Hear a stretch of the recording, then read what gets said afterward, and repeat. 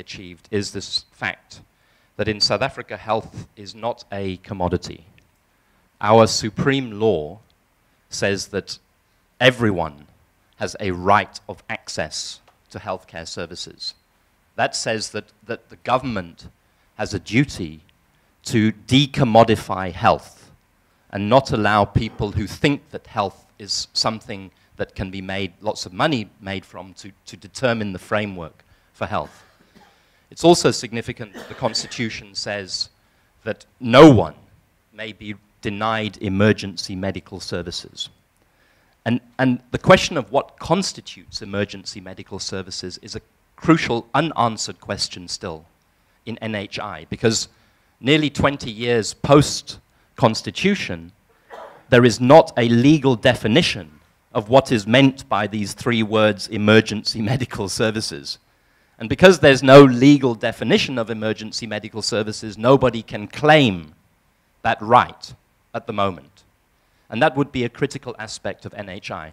But in the same part of the Constitution, Section 27, that says this, the actions of the state in trying to put in place a national health system are both mandated and justified.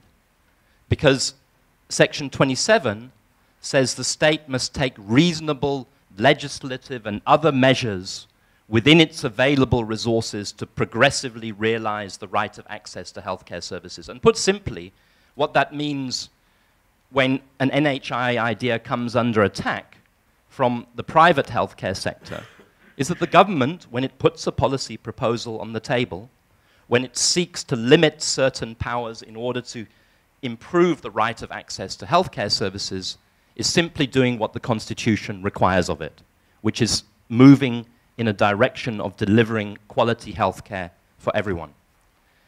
But 20 years after 1994, as I showed you with that email and as we've seen with the slides, the Constitution seems very, very far from the reality.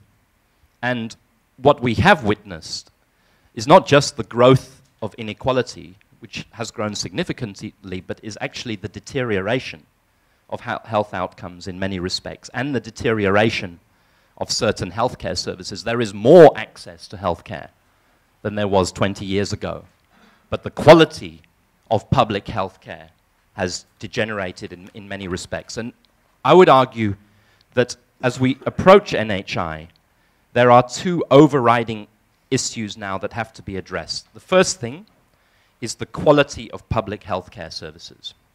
As I mentioned, Eastern Cape health system has collapsed. It has literally, Costa will agree.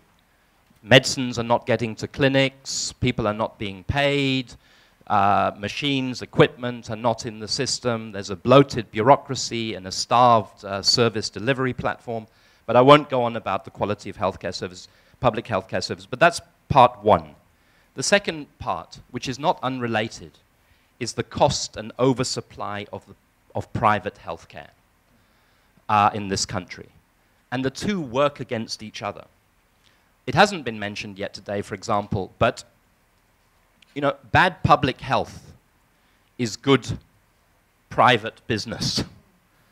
And there are three major sources of expenditure on health in the country. There's what government spends through tax, there's what the private healthcare sector user spends